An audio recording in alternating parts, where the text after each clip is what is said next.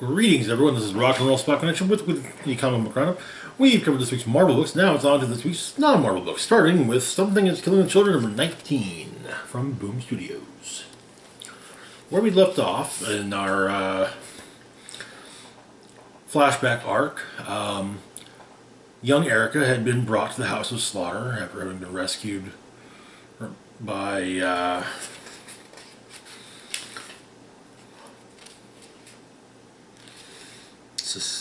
no, not Cecilia. I don't think.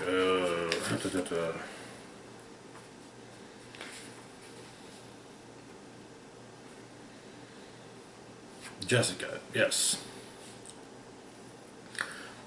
She had met her brother to be Aaron and been given kind of a crash course on the types of people she deal with within the House of Slaughter. So the issue begins with a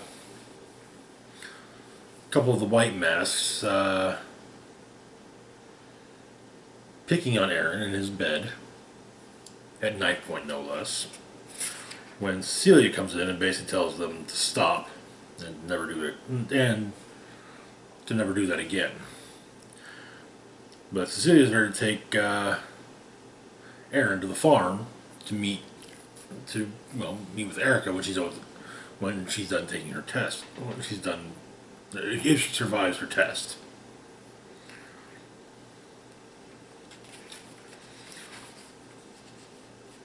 And so, in Erica's test, she is being forced to, relive the murder of her parents and her best friend and her rescue at the hands of Jessica, during which she also killed the creature that killed her parents and best friend. And then Jessica basically forced the creature into her stuffed octopus, Octo. But the creature tries to trick Erica in her reliving of it by making her think her mom wasn't not quite dead and said, "Hey, go to the neighbors and call for help." And so Erica starts to do just that. Then she stops and she thinks about it, or that's not how it happened. And she stops being afraid of the creature, and is able to then kill it again. Or at least help Jessica kill it.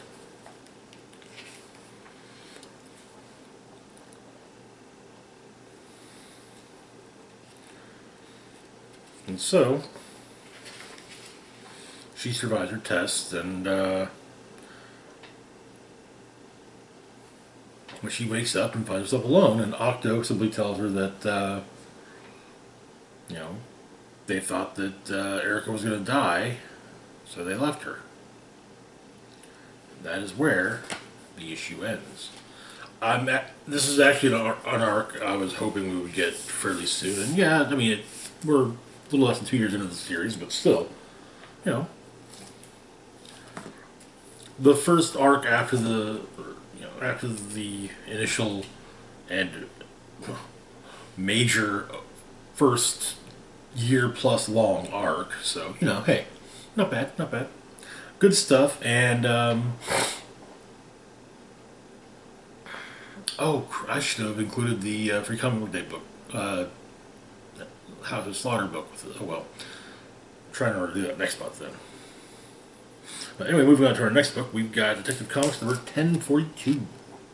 Where we'd left off, the Penguin, who had teamed up with Roland Worth in Worth's crusade to destroy the men he deemed responsible for the death of his daughter, Batman and Bruce Wayne, had actually succeeded in capturing Batman. And in fact, one of Penguin's henchmen had even managed to get Batman with a dart that it basically injected him with a specimen from Hugh Vile, placing Batman potentially under Vile's control but also making it so that Huntress could somewhat see through his eyes. So, yeah. Much of the A story is Batman fighting off the influence of Vile. Meanwhile, also, Vile has woken up from his coma and attacks those keeping an eye on him. Penguin turns on Worth. Batman is for a while he somewhat gives in to Vile's wishes, but he manages not to kill anyone. But still,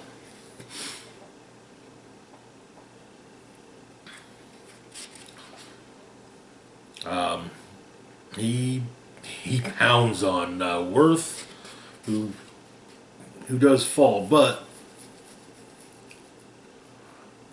Batman does launch a rope line around his wrist and is able to at least stop him from dying from his fall. But Batman's able to regain enough control to put his own cuffs on, while Huntress wades through Worth and Penguin's henchmen, making her way to Batman. But along the way, running into Vile. As they're talking, Batman also shows up. Vile spits out a specimen, and well, Huntress impales it. Turns out to be not just a specimen, but rather what it was powering Vile. But Vile's dead. Bruce and Huntress go to Sarah Worth's grave to leave some flowers, and Huntress also leaves some flowers for her friend that was killed during all this as well. Meanwhile, Deb Donovan is still in the hospital and has brought an expensive bottle of booze, or sent an expensive bottle of booze by her neighbor, Bruce Wayne. The good stuff.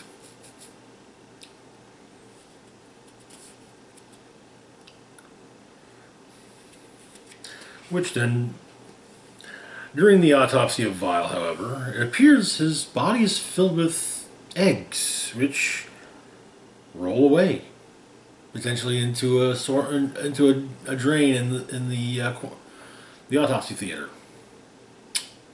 Yeah, those we don't have to worry about those ever again. Which brings us to our B story. What the is Task Force Z? In part 1, Deb Donovan had gotten hints of a story and was looking into it. And when some shady figure with a gun told her not to follow it, Batman saved her, and then also suggested that she not follow it. So Donovan went to speak with a friend and colleague of hers, Vicky Vale. First, telling her what happened, and Vicky said, "Oh, well, yeah, by all means, if some shady guy puts a gun to your back and tells you not to chase the story, that's like saying, please chase this story till the end, till the end." Then, but when Batman doesn't, you should probably listen. He's probably right on that. Of course, Red Hood was waiting for her in her apartment to basically, help her investigate the story. The story being currently that the body of Astrid Arkham, the Arkham Knight, is missing. Turns out that Deb figures, Astrid was wealthy, so she managed to pay off the right people and faked her death. Jason Todd, however, explains that no, I know she died, okay? She was dead. That's not what happened.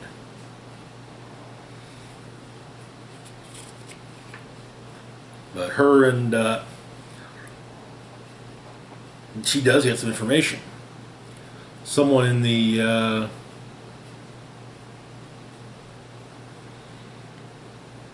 someone working in City Hall actually does give Debs information.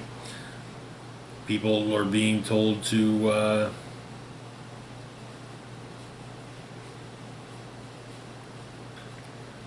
basically people in certain parts of Gotham are being told to take the day off, or call in sick, so on and so forth. At the medical examiner's office, a truck shows up, and instead, out of the back come a bunch of what appear to be armed thugs. Jason's watching, explains that he bugged Deb's phone,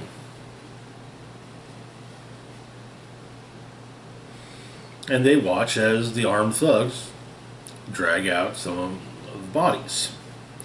So Jason goes to ask them what's going on,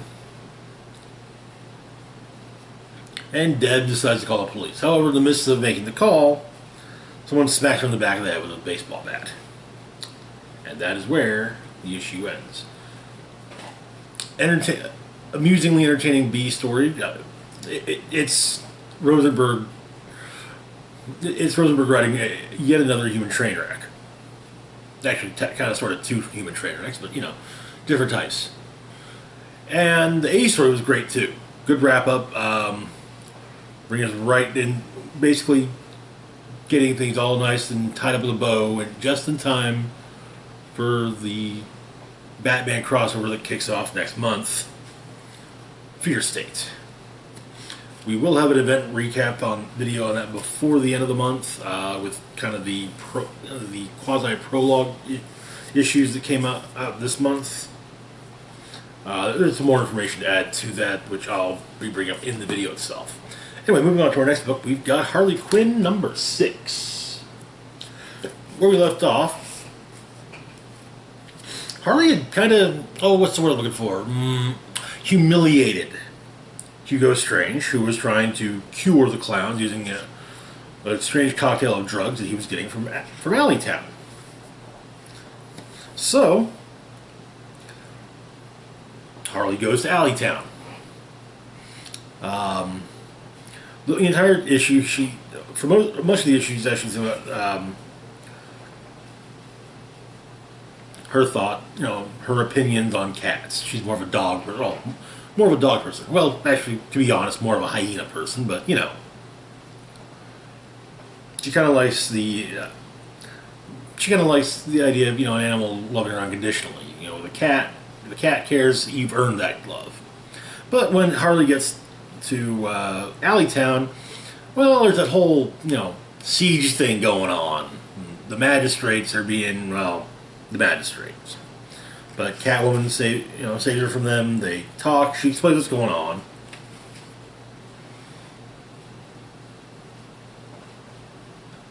and so even saying, "Hey, look, if you help me with this, I'll never, I swear I'll never come back."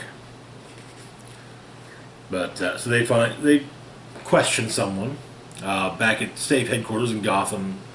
Scarecrow pays a visit to Hugo Strange to find out what he wanted with what he was trying to do with Scarecrow's fierce toxin. But turns out Hugo had no use for it. That would be Hugo's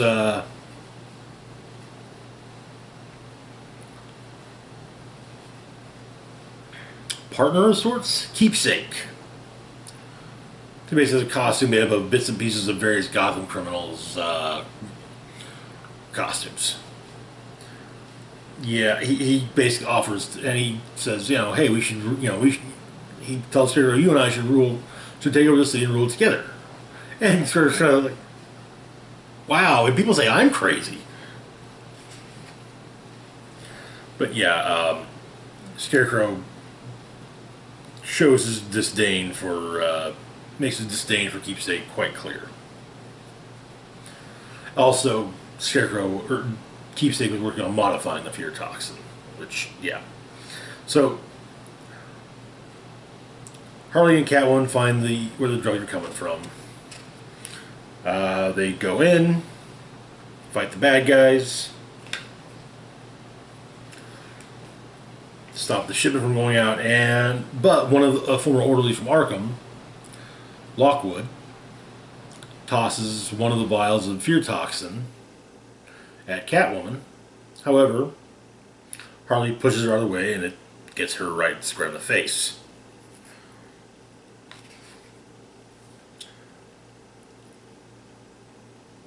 But Lockwood escapes with the shipment of drugs. And later, when Harley comes to, Selina's there, having taken care of her, made sure she was all right, and it's explained that, poisons don't really do much for, thanks to Ivy anymore. So, for Harley, thanks to Ivy. But they talk a bit.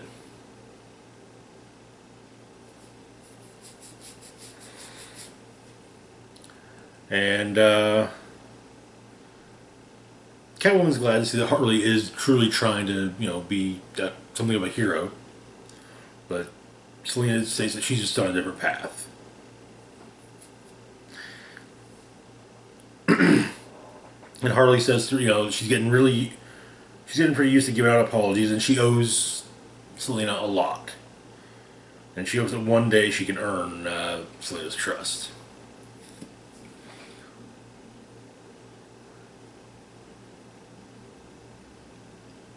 And Selina swings off back out towards Alleytown. That is where the issue ends. Good issue. It was a little jarring to see. There's a guest artist on the issue. Riley Rossmo is not lending his unique style to the book, which I actually kind of find. I feel like it takes away a little bit of the title, but I mean, it was still a good issue. I really enjoyed it, and I'm really enjoying the focus on Harley trying to be better than she had. Truly be a better, not just be not bad, but maybe even go towards to trying to be good. But yeah, it was a good issue, and it'll be interesting to see the part she plays in Fear State. Considering that one of our main villains in Fear State, Simon Saint, did basically have Ivy held prisoner for a while. Anyways, moving on to our next book, we've got Batman Reptilian #3. Where we left off, something was slaughtering its way through Batman's Rogues Gallery.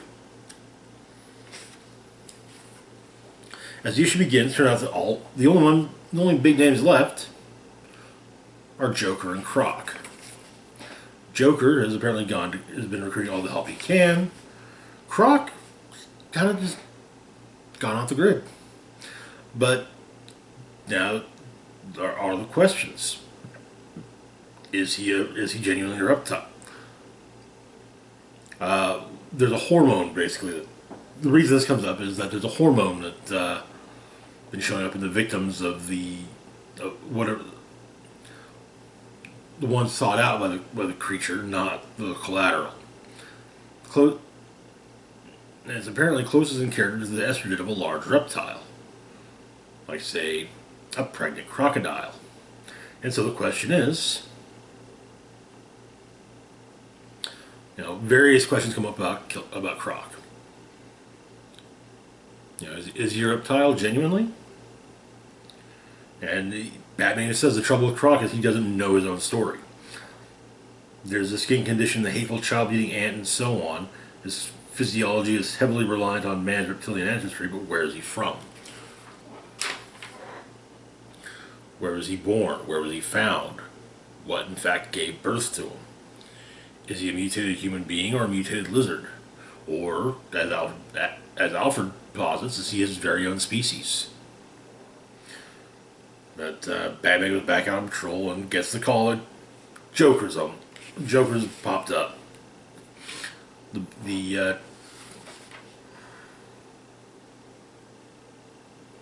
At the City Botanical Gardens in the tropical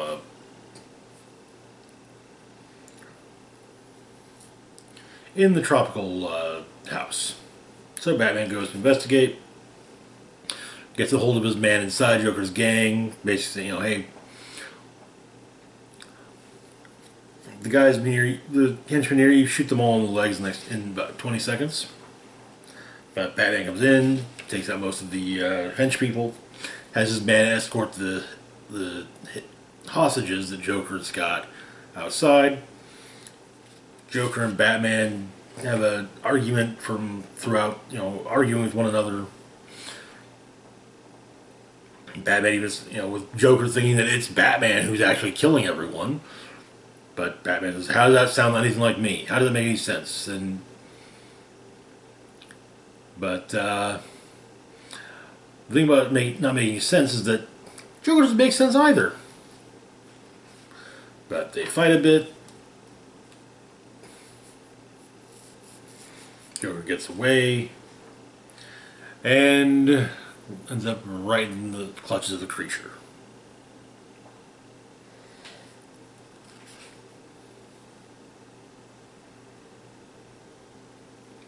It's not entirely clear if he's dead or just heavily injured, but yeah.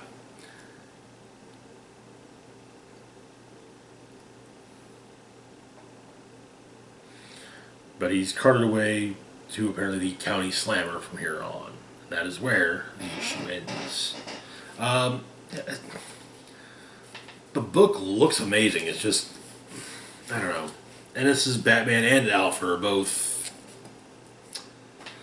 cold, and not cruelly cold.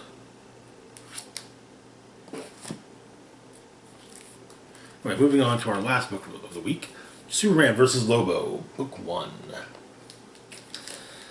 So, yeah, not a usual one for Superman, but hey, versus Lobo, I can make an exception. So, we open up with the birth of a creature, it being the last from its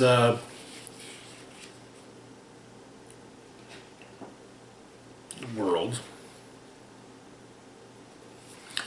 Meanwhile, Perry White is giving Clark grief about, focusing on verifiable truth as opposed to both sides of an issue for an article concerning Lex Luthor's new social media website, Lexer.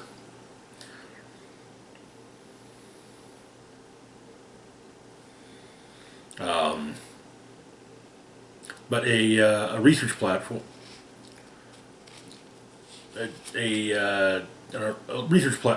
interstellar research platform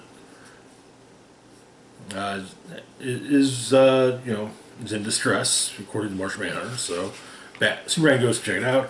Apparently, Batman just suspects foul play. So Superman goes to check it out. However, on the planet Telk, a resort planet, home of the system's largest Ferris wheel, a couple of Kundians are selling some sort of space drug, and yeah, but they're also being studied by an bioanthropologist. But their intended mark, yeah. However, the last creature of its universe, named Newman, shows up and causes a bit of a stir on the planet. Turns out at the resort, Lobo's also there, and well, his fancy drink is shaking all over the place and spilling. But he ends up fighting off Newman, doing a degree of damage to him. Not much, but some. While Dr. Flick is quite impressed to have run into one of the a being who's the last of their species. Back at the detection array, foul play was involved. One of the scientists was jealous of two of the others, and so he sabotaged the station. But it's been fixed. A distress call from Telk pops up, and Superman suggests that they try their wormhole out. The station's wormhole tech out. And he goes to Telk And it arrives just in time to save the people aboard the system's largest Ferris wheel when Lobo throws it. During all this, Lobo ends up in a factory full of beach buddies who are mimeogenetic assimilation matrices and rapid personality assumption androids. Yeah, when one tries to be Zarnian, he promptly destroys it. But Superman and Lobo deal with Newman very different ways. And then, well, yeah, then it becomes Superman versus Lobo. For a minute before Superman returns home. Afterwards, Jimmy Olsen turns into a giant turtle lizard boy, and then Superman saves a bystander. But apparently, a hashtag has started trending on Lexer. No thanks, Superman. And well, Lois gets the feeling that Lex is using Lexer to push anti-Superman sentiment. But Clark kind of says, hey, I'm pretty sure Superman can take some criticism. Besides, the Winslow shot trial's coming up, and that's everyone will forget all about no thanks Superman by that. However, Lobo, as well as the xenoanthropologist, has arrived on Earth, and yeah, Lobo doesn't want to deal with Superman. Shaw is dealing with is being told by his attorney, basically, kind of, okay, don't bring up the fault, don't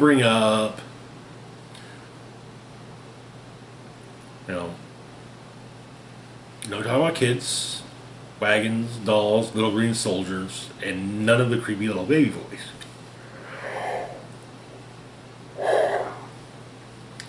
But Shaw managed to engineer some nanites, and yeah, everyone's phones are. But Superman basically goes and smashes the nanites by smashing the phones. Deals with Shaw, stops, and has to start dealing with beach buddies. But turns out that Lobo's live streaming on Lexer. And when Superman finds him, they talk a bit, and Lobo explains he's actually rather popular. But now Lobo wants to show off just how beloved he is on Lexer, and it turns out that there's a trending hashtag. Lobo is over party. A trending hashtag earlier was Superman is over party. But it's because Lois has intervened, and she has a Lexer account and is using her own live stream. Also, she did get some of the footage that she managed to use. She got from a pointy-eared resident of Gotham. A certain Dark Knight, if you want will. Who claims that he always tracks Lobo when Lobo's on Earth. And, well, he's seen some things. But, so, Superman and Lobo have their, have a nice little fight, but the Beach Buddies, yeah, their primary directors are pretty much now based off of whatever's trending on Lexer. So, and in fact now Firestorm's been accosted by some as well, claim he's withholding a cure for cancer. And he transmuted Elvis into Michael Bolton. That's by and large, it says crime, but at the same time, I mean, Michael Bolton has done some amusing stuff, so jury's out. But so Superman takes over Lobo's live stream, and yeah, the Beach Buddies all disappear, but they're sure to be destroyed as Newman shows up, much smaller than before. Bang, and kind of, saying, hey, yeah, hey. It's so great to meet two other final survivors, and so of course the Doc is quite pleased, and however, Newman makes a slight mistake and has decided to reward, to thank Lobo and Superman for their help with assisting him back on top. Turns out that's really what he needed, just some help. He was a little confused going to a new universe and whatnot. He's recreated the homeworld of Superman of Zarnia and Lobo of Krypton, and then sends the two to their respective homeworlds. So yeah, Superman ends up on Zarnia, and Lobo ends up on Metropolis. Neither is happy, and that is where the issue ends. And I gotta say, yeah, this is gonna be a fun ride. This is gonna be a very fun ride.